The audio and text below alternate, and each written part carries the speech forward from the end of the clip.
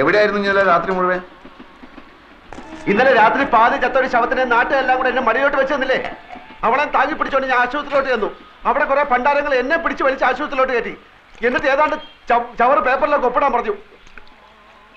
ആ വെപ്രാളത്തിന് ഞാൻ അവർ പറയുന്നിടത്തൊക്കെ ഒപ്പിട്ടു. അതോടെ ഞാൻ അവളുടെ നായരുമായി. എന്നിട്ട് ഈ പെട്ടി എന്റെ തലയിലോട്ട് വെച്ച് എന്നിട്ട് അവിടെ കുത്തിയിരിക്കാൻ പറഞ്ഞു. എങ്ങനെയെങ്കിലും ഇതും കൊണ്ട് രക്ഷപ്പെടാന്ന് വിചാരിച്ചപ്പോൾ നിന്റെ മുടിഞ്ഞ മാമ ഒലക്കയുടെ മൂടും അന്വേഷിച്ചോണ്ട് കുറെ പോലീസുകാരായിട്ട് അവിടെ കളഞ്ഞു നടക്കുന്നു. ഇനി അയാളുടെ കണ്ണി പെട്ടിട്ട് പുലിവാലാക്കണ്ടെന്ന് കരുതി നിധി കാക്കുന്ന ഭൂതത്തെ പോലെ ഈ പെട്ടിയും കെട്ടിപ്പിടിച്ചോണ്ട് ഞാൻ അവിടെ ഇരിക്കുക. നേരം വെളുത്തപ്പോ അവളുടെ തന്തയും കുറെ ആൾക്കാർ ഒരു പട പോലെ അലറി വിളിച്ചോണ്ട് ആശുപത്രിയിലോട്ട് വന്നു. ആ തന്ത എന്നെ കണ്ടത് അലച്ചു കയറി എന്റെ കാലിലോട്ടും പിന്നെ അവിടുത്തെ തലയും കുത്തി താഴോട്ടും. വെട്ടിയിട്ടവൾ ഒരു സൈഡിൽ പെണ്ണും അവസാനത്തെ വലി വലിച്ചോണ്ട് തന്ത അപ്പുറത്തും. ആ തക്കത്ത് ഞാൻ പെട്ടി എടുത്തോണ്ടെങ്കിൽ ചാടി. അവൾ ഏതാണ്ട് കോടീശ്വരന്റെ മകളാണെന്ന് പറഞ്ഞ അതിലുണ്ടോ ഇരുത്തി നീ ആ പെട്ടി ഒന്ന് നോക്ക്. അതിനകത്ത് എത്ര രൂപയുണ്ടെന്ന് എനിക്കറിഞ്ഞൂടാ. ചെറുതാണെങ്കിലും വിലയുള്ള പെട്ടിയാ. അകത്ത് കാര്യമായിട്ട് എന്തെങ്കിലും കാണാണ്ടിരിക്കില്ല. നിനക്ക് എന്റെ പേരറിയോ? അപ്പക്കുട്ടൻ നായർ. അത് പണ്ട്. ഇപ്പൊ ആൽഫി. ആൽഫി അതെന്തോ തിന്നുന്ന സാധനത്തിന്റെ പേരല്ലേ? അല്ല, അത് കുൽഫി. അതെ, കുൽഫി. ഇത് ആൽഫി, ആൽഫ്രഡ് ഫെർണാണ്ടസ്. ആ പെണ്ണ് തന്തയായിട്ട് പിണങ്ങിയിട്ട് പ്രേമിച്ച് കെട്ടിയവന്റെ പേര്.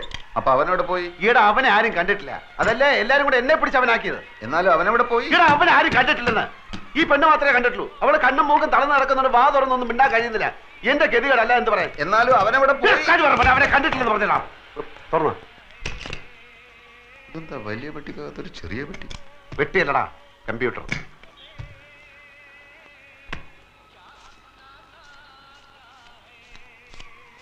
എത്രയുണ്ട്? 1100 പിന്നെ 20. അത്രേ ഉള്ളൂ? നിന്റെ അത്യാർത്ഥി കണ്ടപ്പോ ഞാൻ വിചാരിച്ചു അത്രയെങ്കിലും ഉണ്ടല്ലോ. അപ്പോ ചേട്ടനാ ഇരിക്കണം ഇരിക്കണം. ഇനി താൻ അങ്ങനെ എന്നെ ഇരുത്താൻ നോക്കണ്ട. 2-3 മാസം വാടക കുടിശ്ശികയുണ്ട് അല്ലേ? ഇനി അവധിയില്ല. ഇപ്പൊ ഇറങ്ങണം. ഇത് കണ്ട 2 മാസം വാടകയുണ്ട്. ഇത് അങ്ങോട്ട് കൊണ്ട് തരാതിരിക്കായിരുന്നു. അടുത്ത ഞാൻ 2-3 ദിവസം കൊണ്ട് തരാം. ഞാൻ 3-4 ദിവസം വീട്ടിൽ കൊണ്ടുതരാം. 2 ദിവസം കഴിഞ്ഞ് 2-3 ദിവസം വീട്ടിൽ കൊണ്ടുതരാം. ആ ശരി. വാടാ. അത് പോയി. ദേ ചെക്കും ബാങ്കിന്റെ ബുക്കും. എവിടെ?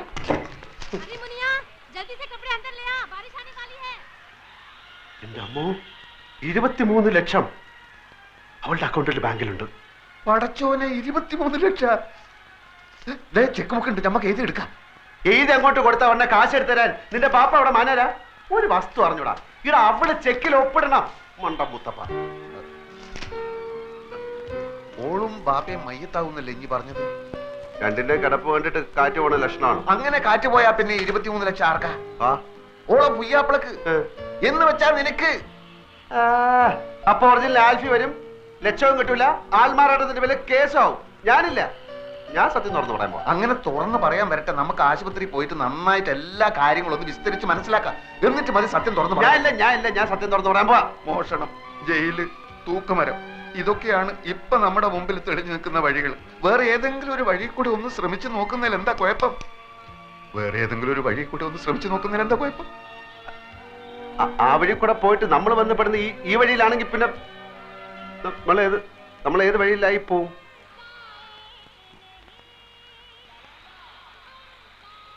പോയി നോക്കണോ?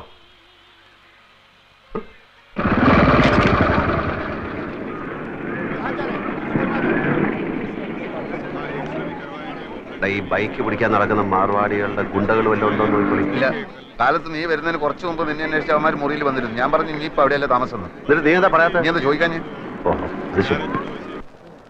കണ്ട കോളിന് കുറെ കാലം കിടക്കണ്ടതാ.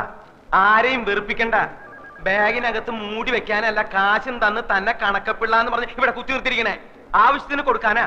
ഇവിടുത്തെ പണിക്കാരെ ആരെന്ത് ചോദിച്ചാലും അത് അങ്ങോട്ട് കൊടുക്കുക. അയ്യോ, എവിടേക്കാ പോണേന്ന് വെച്ചാ പറഞ്ഞിട്ട് പോണ്ടേ. ഫോൺ നമ്പറും ഇല്ല, അഡ്രസ്സും ഇല്ല.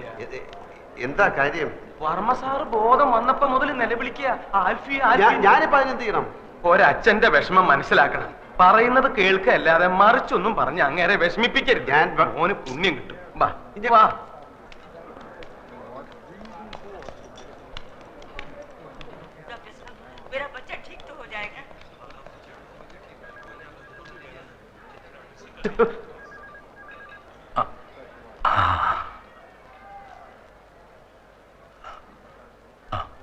അടുത്ത് വരൂ.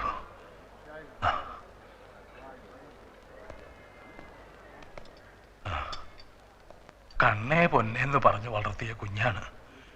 ഇപ്പൊ കിടക്കണ കിടപ്പ് കണ്ടില്ലേ? ഡോക്ടർ പറഞ്ഞു നീ വേണം അവളെ രക്ഷിക്കാനെന്ന്. എന്റെ മോളെ കൈവിടരുത്. ഒന്ന് പറയൂ ഇരവി, എന്നോട് മാപ്പാക്കണമെന്ന് പറയൂ. പിണക്കവും പരിഭവവും ഒന്നും ഇല്ലാന്ന് എന്നോട് പറഞ്ഞു കഴിഞ്ഞു. എല്ലാം ഞാൻ പറഞ്ഞു മനസ്സിലാക്കിച്ചോളാം. വർമ്മ സാറ് വെറുതെ വിഷമിച്ച് പ്രഷർ കൂട്ടണ്ട. ആ, അത് കേട്ടാ മതി എനിക്ക്. 100. ഉം. എന്നാ. 100. എടോ ഇത് ആദ്യം പറഞ്ഞോളൂ 200 100 100 100 100 200 300 എത്ര വേണമെങ്കിലും തരാം. ഇല്ലേ അവിടെ ചെന്ന് കിട്ടിയില്ല എന്ന് കംപ്ലൈന്റ് പറഞ്ഞു. നന്ദി വേണടാ, നന്ദി. ആ, ആ, ആ. എനിക്ക് ചില കാര്യങ്ങൾ അറിയാനുണ്ടായിരുന്നു. എന്ത് കാര്യം? ചന്ദ്രയ്ക്ക് രാവിലെയാ ബോധം തെളിഞ്ഞത്. എല്ലാം കാണാം, എല്ലാം കേൾക്കാം, എല്ലാം മനസ്സിലാക്കാം, പക്ഷെ സംസാരിക്കാൻ കഴിയില്ല.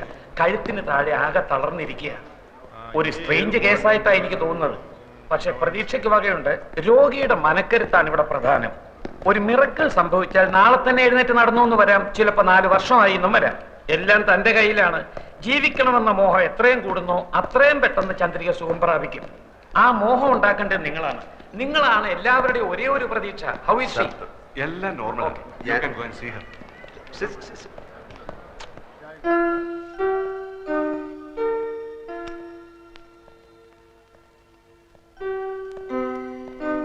കൊച്ചെ, എനിക്കൊരു കാര്യം പറയാനുണ്ട്. എല്ലാരും കൂടെ എന്നെ തെറ്റി. അയ്യോ എന്റെ മോക്ക് എന്ത് പറ്റി? അയ്യോ എന്റെ മോളെ, അയ്യോ എന്റെ ഗുരുവായൂരപ്പ, എന്റെ മോളെ കിടക്കുന്നത് കണ്ടോ? അയ്യോ എന്റെ മോളെ, അയ്യോ. ആ, ഞാൻ DSP സത്യപാൽ, പുതിയോർമ്മന്റെ അമ്മാവനാണ്. ഇതെന്റെ പെങ്ങളുടെ ഭർത്താവ് അഡ്വക്കേറ്റ് വേണു. അല്ലല്ലോ, പാലക്കാട് ക്രിമിനൽ പ്രാക്ടീസാ. ഞങ്ങളിങ്ങനെ കേസിന്റെ കാര്യങ്ങളൊക്കെ പറഞ്ഞുകൊണ്ടിരിക്കുകയായിരുന്നു. അപ്പൊ ഇതുപോലൊരു കേസ് അല്ല, ഇതുപോലല്ല. ഈയിടെ രാജീവ് ഗാന്ധിയുടെ മകൾ പ്രിയങ്കയുടെ ഭർത്താവെന്ന് പറഞ്ഞുകൊണ്ട് ഒരുത്തൻ ഹൈദരാബാദിൽ നിന്ന് ചെന്നില്ലേ? ആ, കോടതിയിൽ വരാൻ പ്രിയങ്കയെ കല്യാണം കഴിച്ചു എന്ന് പറഞ്ഞില്ലേ? എന്നിട്ട് ഇപ്പൊ അവന്റെ ഗതി എന്തായി? 5 വർഷം തടവും 10,000 രൂപ പിഴയും. ഞാൻ പോട്ടെ, എനിക്ക് അല്പം പണിയുണ്ട്. എങ്ങോട്ടാ? ഓഫീസിലേക്ക്. അപ്പൊ ആൽഫ്രണ്ടിന് എന്തോ സ്വന്തമായിട്ട് ബിസിനസ് ഉണ്ടെന്ന് കേട്ടു. സ്വന്തമായിട്ട് ഓഫീസുണ്ട്. താമസം താമസം ഓഫീസിൽ തന്നെ. ഞങ്ങളൊക്കെ ഗസ്റ്റ് ഹൗസിലാ. ആൽഫ്രണ്ടിന് വേണേ അങ്ങോട്ട് വരാം. വളരെ വലിയ വീട്. ബിസിനസിന്റെ ആവശ്യത്തിന് ആൾക്കാർ വന്നും പോയി കാണാനും കേൾക്കാനും ഒക്കെ അവിടെ സൗകര്യമുണ്ട്. ഞാൻ പോട്ടെ. ആ, ധൈര്യമായിട്ട് പോയിക്കോ. ചന്ദ്രന്റെ കാര്യത്തിൽ എന്തെങ്കിലും തീരുമാനം ഉണ്ടാകുന്നവരെ ഞങ്ങൾ ഇവിടെ തന്നെ ഉണ്ടാവും. അപ്പൊ കൂടെ നമ്മളെല്ലാം അന്വേഷിച്ച് തേയില കച്ചവടവും തുണി കച്ചവടവും മില്ലും ഫാക്ടറിയും ഒക്കെ ആയിട്ട് പണം ചാക്ക് കണക്കിന് കയ്യിൽ വെച്ചിരിക്കുന്ന ആൾക്കാരാ. ആ പെണ്ണിനെ പറ്റി കാര്യമായിട്ട് ആർക്കും ഒന്നും അറിഞ്ഞൂടാ. ആൽഫി എന്നുള്ളൊരു പേരല്ലാതെ അവന്റെ ഉമ്മയാര് ബാപ്പയാര് കറുപ്പോ വെളുപ്പോ വീടേത് കൂടേത് ഒന്നും ഒരുത്തനും അറിഞ്ഞൂടാ. 14-ാം തീയതി രജിസ്റ്റർ കച്ചേരിയിൽ ഓൻ ഇവിടെ നിൽക്കാതെ വെച്ചിട്ടുണ്ട്. നമ്മൾ ഇവിടെ ചുറ്റിപ്പറ്റി നിന്നിട്ട് എങ്ങനെയെങ്കിലും ഓളെ ഒപ്പം എങ്ങനെയാണെന്ന് കണ്ടുപിടിച്ചാൽ മതി. 23 ലക്ഷം നമ്മളെ കീശ കിടക്കും മോനെ. ഓക്ക് വായി തുറക്കാൻ പറ്റാത്തിടത്തോളം കാലം ഒപ്പം അതല്ല നോക്ക് പറയാൻ പറ്റൂലല്ലോ. അതോടെ നമ്മളെല്ലാ കഷ്ടകാലവും തീരും മോനെ. പിന്നെ ആ കുള്ളം തടിയനില്ലേ, കഷണ്ടി ചെവി പൂടാ, അവൻ അയാള് വെറും ഡ്രൈവർ അല്ല. വർമ്മ കഴിഞ്ഞാ പിന്നെ ആ വീട്ടിലെ ഏറ്റവും കൂടുതൽ മടുപ്പ് അയാൾക്ക. അയാളെ കയ്യിലെടുത്ത ഓളെ ഒപ്പി നമുക്ക് കണ്ടുപിടിക്കാം.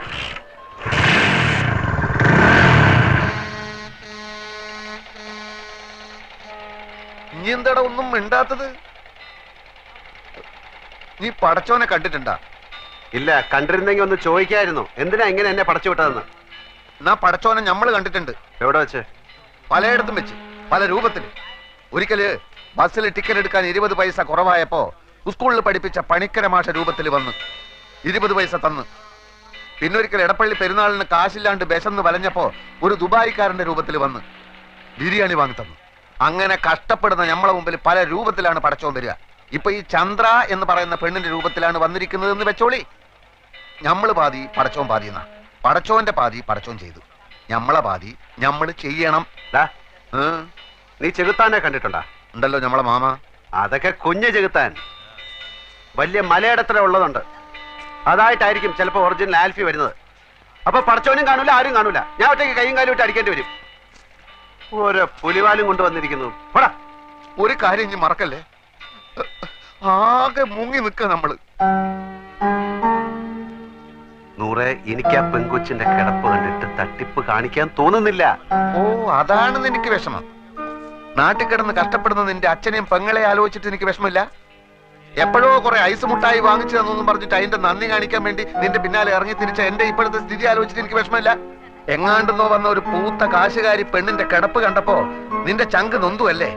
നമ്മളെ പെണ്ണിനെയും മാമാനെയും പറ്റിച്ചപ്പോ ഇല്ലാതിരുന്ന നിന്റെ ഈ വിഷമം ഇപ്പൊ നമ്മളെ കാണിക്കാനുള്ളതല്ലേ?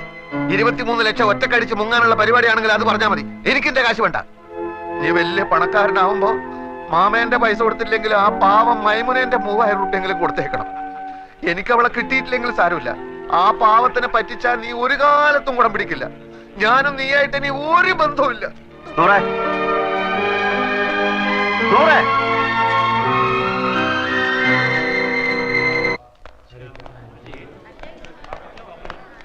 ഞാൻ കാത്തു നിൽക്കുകയായിരുന്നു. വർമ്മ സാർ ഉഷാറായി.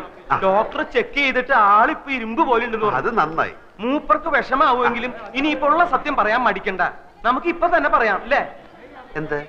താൻ ആൽഫിയല്ല അപ്പുക്കുട്ടനാണ്, ചന്ദ്രകുഞ്ഞിന്റെ ഭർത്താവല്ലാന്ന്. എനിക്ക് വയ്യ. അതെന്താ? എനിക്ക് വയ്യേ. അതെന്താന്നാ ഞാൻ എനിക്ക് വയ്യ. അത് തന്നെ. അപ്പൊ എന്താടാ നിന്റെ ഉദ്ദേശം? ഉദ്ദേശം പിന്നെ പറയാം. ഞാനാണ് ആൽഫി, ചന്ദ്രയുടെ ഭർത്താവ്. അത്രയും മനസ്സിലായോ? 14-ാം തീയതി ഞങ്ങൾ രജിസ്റ്റർ കച്ചേരിയിൽ വെച്ച് കല്യാണം കഴിച്ചു. തൽക്കാലം ഇതൊന്നും മാറ്റി പറയാൻ സൗകര്യമില്ല. അത് തന്നെ.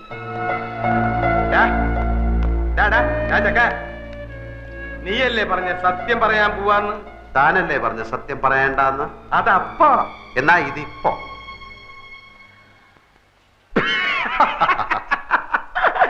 നിന്റെ ഓരോ കളികളെ.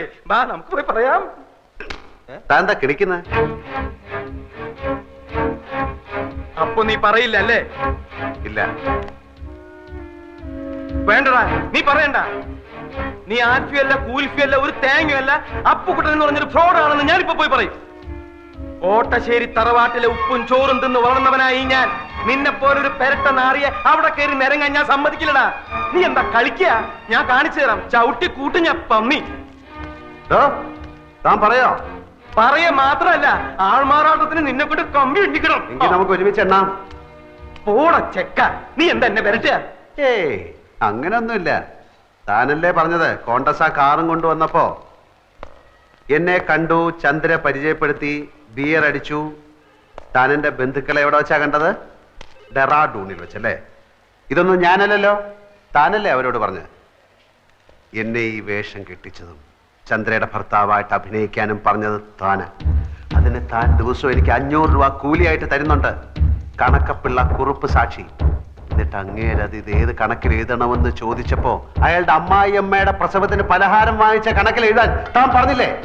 നീ എന്തൊക്കെയാടാ ഈ പറയണേ? ഞാൻ പറഞ്ഞു കഴിഞ്ഞില്ല, താൻ മുഴുവൻ കേക്ക്. താൻ എന്നോട് പറഞ്ഞു അവള് തട്ടിപ്പോവും, അത് കഴിഞ്ഞ് താൻ ആ കിളവന് വിഷം കൊടുത്ത് കൊല്ലും, അപ്പൊ ഭർത്താവ് നിലയ്ക്ക് എനിക്ക് ആ സ്വത്ത് കിട്ടും, അപ്പൊ ഞാൻ അതിന്റെ പകുതി തനിക്ക് തരണമെന്ന്. എടാ ദ്രോഹി, നിന്റെ നാക്ക് പുഴുത്തു പോവും. ഞാൻ എപ്പോഴാടാ ഇതൊക്കെ പറഞ്ഞത്? താൻ പറഞ്ഞില്ല, പക്ഷെ ഞാൻ പോയി പറയും താൻ പറഞ്ഞു എന്ന്. എന്നിട്ടിപ്പോ ആ സ്വത്ത് പങ്കുവെക്കുന്ന കാര്യം പറഞ്ഞ് നമ്മൾ തമ്മിൽ പിണങ്ങിയപ്പോ താൻ എന്നെ കള്ളനാക്കി കാണിക്കാൻ ശ്രമിക്കുന്നു എന്ന്. ഇതിനൊക്കെ സാക്ഷികളുണ്ട്, തെളിവുണ്ട്. ഇനി താൻ പോയി പറയണോ ഞാൻ ആ പെണ്ണിന്റെ ഭർത്താവ് ആൽഫിയല്ല അപ്പുക്കുട്ടാണെന്ന്? ആ വർമ്മ തന്റെ മുഖത്ത് കാർക്കിച്ചു തുപ്പും. ആ തടിയന്മാർ തന്നെ ഇടിച്ച് പഴിപ്പിക്കും. എന്നിട്ട് ആൾമാറാട്ട കേസിൽ നമുക്ക് 2 പേർ കൂടെ അകത്ത് കിടന്ന് ഗോതമ്പ് ഉണ്ടെന്ന് ഇരുമ്പഴിയേണ്ടി കളിക്കാം. പോയി പറയടോ, പോയി പറയടോ. എടോ, നമ്മുടെ കോൺഗ്രസ്സാക്കാരിൽ പോയിട്ട് ബിയർ കഴിച്ചില്ലേ? പോയി പറയടോ. എനിക്ക് മുകളിൽ ആകാശവും താഴെ ഭൂമിയാണ്, എനിക്കൊന്നും നോക്കാനില്ല. പോയി പറയടോ, പോയി പറയടോ. ഞാൻ എന്റെ വൈഫിനെ ഒന്ന് കണ്ടിട്ട് വരാം. അതിനിടയ്ക്ക് തനിക്ക് വർമ്മസാറിനോട് വല്ലതും പറയാനുണ്ടെങ്കിൽ താൻ പറ, ബാക്കി ഞാൻ വന്നിട്ട് പറയാം. കോൺഗ്രസ്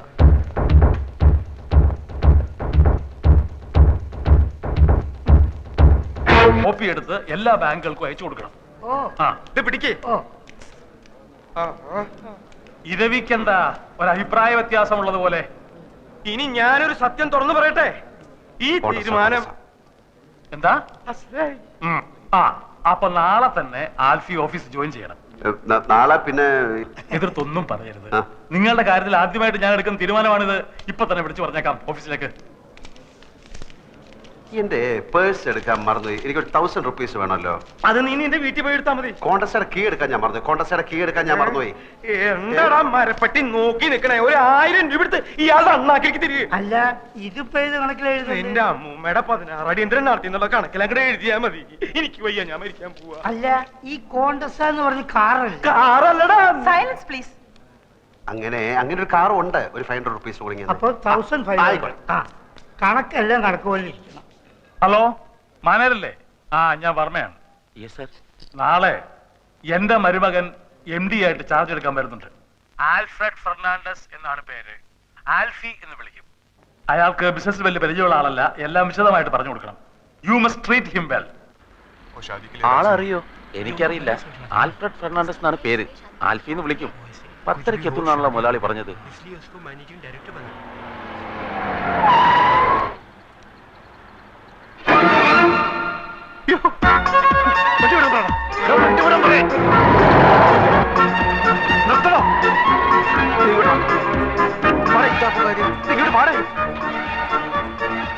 അവിടെ കോട്ട് സൂട്ട് വിട്ട് ഒരുത്ത നിൽക്കുന്ന കണ്ടില്ലേ? അവനാ എന്റെ അളിയൻ, അവിടുത്തെ മാനേജർ. ഞാനീ മാങ്ങാത്തൊരു ഓർത്തുമില്ല. MD എന്നും പറഞ്ഞ് ഞാനിപ്പോ അവിടെ കയറി ചെന്നാൽ അതോടെ തീരും ഇവിടുത്തെ ചുറ്റിക്കളി. വൈകുന്നേരം വരെ വെള്ളം കോരിട്ട് വൈകിട്ട് കലവിട്ട് ഉടക്കണോടാ. അപ്പൊ പിന്നെ എന്ത് ചെയ്യും? ആൽഫി എന്ന് പറഞ്ഞ ഒരുത്തൻ അവന്മാര് കണ്ടിട്ടില്ല. അതുകൊണ്ട് നീ ആ വേഷം കെട്ടിയാ മതി. അയ്യോ, അവന്മാരെ കണ്ടുപിടിച്ചില്ല. വാ തുറന്ന് ഒരു അക്ഷരം മിണ്ടായിരുന്നാ മതി. എന്ത് ചോദിച്ചാലും ഗമേ തട്ടി മൂളിക്കണം. ഫയൽ വല്ല ഒപ്പിട്ടാൻ കൊണ്ടുവന്ന് കഴിഞ്ഞാൽ വീട്ടിൽ കൊണ്ടുപോയി പഠിച്ചിട്ട് തരാമെന്ന് പറഞ്ഞ് എന്റെ കൊണ്ട് തന്നാ മതി. ബാക്കി ഞാൻ നോക്കിക്കോളാം. നമ്മളെ കണ്ടാൽ MD ആയിട്ട് തോന്നുന്നു. നിന്നെക്കാട്ടിലും വിവരം കേട്ടവന്മാർ MDകളായിട്ട് പല സ്ഥലത്തിരിപ്പുണ്ട്. അതുകൊണ്ട് നീ അതിനെപ്പറ്റി ഒന്നും ആലോചിക്കണ്ട. പക്ഷേ നീ ഇങ്ങനെ പോയാൽ ശരിയാവില്ല. നീ ഷർട്ട് അകത്തോട്ടെടുത്തു. എന്താന്നാണ് ഇത്? കൊല വഴിപ്പിക്കാൻ ചാക്കി കെട്ടി വെച്ചിരിക്കുന്ന.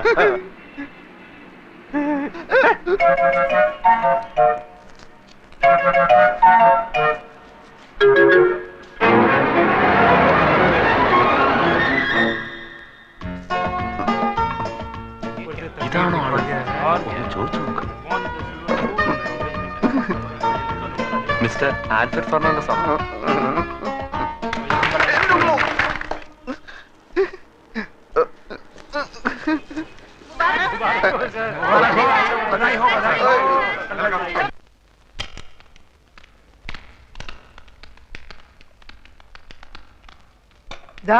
സാരി ഇവിടെ വെച്ചിട്ടുണ്ട്. എല്ലാരും കുറച്ചു നേരം പുറത്തു നിന്നേ, ഡ്രസ് ചേഞ്ച് ചെയ്യണം. നിങ്ങൾ ഇവിടെ നിൽക്കൂ. എന്തിന്? ഈ കുട്ടിയുടെ ഡ്രസ്സ് മാറ്റണം. അതിനൊരാളുടെ സഹായം വേണം. ഹസ്ബൻഡ് നിൽക്കട്ടെ. അത് വേണ്ട, താങ്കൾ വന്ന്. താ വെളിയിൽ പോയേ. സാർ ഇവിടെ നിൽക്കും. 3 പേരും വെളിയിൽ പോവും. സിസ്റ്റർ ഒറ്റയ്ക്ക് ഉടുപ്പ് മാറ്റിയാൽ മതി. അന്തസ്സുള്ള കുടുംബത്തിലെ പെണ്ണുങ്ങൾ തുണി മാറ്റുന്നിടത്ത് ആണുങ്ങൾ നിൽക്കാൻ പാടില്ല. ഭാര്യയുടെ തുണി മാറ്റുന്നിടത്ത് ഭർത്താവിന് നിൽക്കാലോ. അത് ഭർത്താവാണെങ്കിലല്ലേ? നിക്കാം. ഭർത്താവാണെങ്കിൽ നിക്കാം. പക്ഷെ നമ്മൾ നാണോമാനുള്ളവരല്ലേ? ഞാൻ പോയിക്കോളാം. വെളിയിൽ പോകാൻ പറഞ്ഞു. എത്ര പ്രാവശ്യം പറഞ്ഞു മനസ്സിലാവില്ലേ? ചെയ്യുന്നത് തെമ്മാടിത്തരാണെന്ന് ഓർക്കണം. ഞാനെന്ത് ഇവര് സമ്മതിക്കുന്നില്ല. പിന്നെ ആര്? ഇവര് അതെ, ഈ കോൺഗ്രസ്സുകാർ എന്തിനാ? നിന്റെ അമ്മൂമ്മയുടെ 2 അങ്കട്ടിന് പോവാൻ. എന്റെ കാലിന്റെ അടിയിൽ തീയ. അതിനിത് ടൈൽസ് അല്ലേ? എനിക്കറിയാൻ മേലാഞ്ഞിട്ട് ചോദിക്കുക, ഈ ഭർത്താവില്ലാത്ത പെണ്ണുങ്ങളുടെ തുണി ഇവരെങ്ങനെയാ മാറ്റുക? അല്ല, അങ്ങനെ പാടില്ല എന്നാണ് പ്രമാണം. എന്തെങ്കിലും ഒരു അഭിപ്രായം ചോദിച്ചാൽ താൻ തന്റെ വായ തോന്നിയ അഭിപ്രായം പറയാ.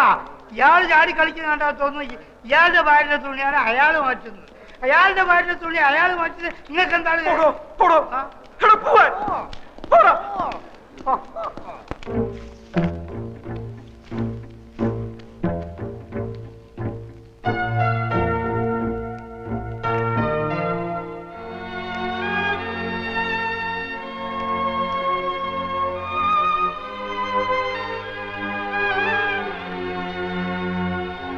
ഉടുപ്പിന്റെ അറ്റത്ത് പിടിച്ച് താഴേക്ക് വലിച്ചാൽ മതി. ഊരി പോന്നോളും. ബോഡി ഞാൻ ഉയർത്തി തരാം.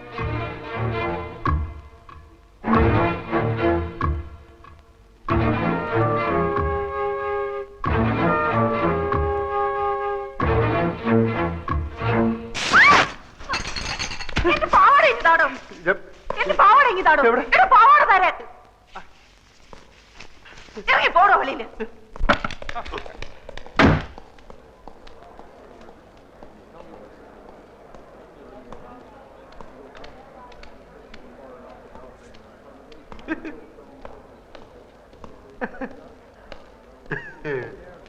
എന്താടാ നിന്ന് വിളിക്കണത്? ഇവിടെ ആരെങ്കിലും തുണി വെച്ചിട്ട് തുള്ളുണ്ടോ?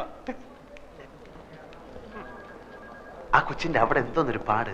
ഇവിടെ കൊച്ചിലെ സൈക്കിളിൽ നിന്നല്ല വീണ വൃത്തികെട്ട കറുത്ത പാടിലുണ്ട് അവിടെ. എല്ലാത്തിനും ഒരു അതിരുണ്ടാ. ഗതി കെട്ടാ നിന്നെയും കൊല്ലും, ഞാനും ചാവും. ഇങ്ങനെയും ഭർത്താക്കന്മാരുണ്ടോ? കണ്ണു അടച്ചോണ്ടാണോ ഭാര്യയുടെ ഉടുപ്പ് മാറ്റുന്നത്? ഇയാളെയൊക്കെ സഹായത്തിന് വിളിച്ച് എന്നെ വേണം പറയാൻ. വൃത്തികെട്ടവന്മാര്.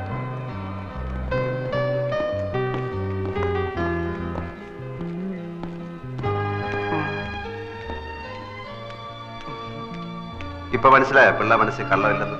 അതിന് നീ നായരല്ലേ? അതേടോ നല്ല അന്തസ്സുള്ള ഇല്ലത്തെ നായരാ അല്ലെങ്കിൽ കാണായിരുന്നു. അപ്പൊ അത്ര വിഷമുള്ള ജാതിയല്ല. സർ, ഇതെന്തൊരു പുലിവാല. പാരീസിൽ നിന്ന് ലണ്ടനിൽ നിന്ന് നമ്മുടെ ബയേഴ്സ് ഫോൺ വിളിക്കുമ്പോ MD എന്തൊക്കെയോ പിച്ചും പേയി പറയുകയാണ്. ഇതെന്താ സംസാരിക്കുന്നറിയാൻ ഞാൻ ക്യാബിനിൽ ചെന്നപ്പോ എന്നെയും അയാൾ തെറി വിളിച്ച് പുറത്താക്കി. എടോ, ഞാൻ അയാളെ കൊണ്ട് ഇവിടെ വട്ടളയിരിക്കുക. എന്താ ചെയ്യാ, വലിയ മുതലാളിയുടെ മരുമനായി പോയില്ലേ. ആ ചന്ദ്രാമ എന്ത് കണ്ടിട്ടാ വിവരം കെട്ടോനെ കിട്ടിയത് എനിക്ക് ഒരു പിടിയും കിട്ടില്ല. വരുന്നിടത്ത് വെച്ച് കാണാം, അല്ലാതെ. അതായത് സാറിന്റെ കമ്പനിക്ക് എന്റെ കമ്പനിയുടെ തുണി തരാം. കഴിഞ്ഞ 2 കൊല്ലമായി സാറേ ഞാൻ ഇതിനു വേണ്ടി ഇവിടെ കയറി ഇറങ്ങാൻ തുടങ്ങിയിട്ട്. പക്ഷെ മാനേജർ കഴിഞ്ഞ 16 കൊല്ലമായി വേറൊരു കമ്പനിക്കാണ് ഈ ഓർഡർ കൊടുക്കുന്നത്. സത്യം പറയാമല്ലോ സാർ, 5000 രൂപ വരെ കമ്മീഷൻ കൊടുക്കാമെന്ന് പറഞ്ഞതാ. എന്നിട്ടും കാര്യം നടന്നില്ല. വേഗം കൊണ്ടാവനെ, ദാഹിച്ചിട്ട് തൊണ്ട പൊട്ടാറായി.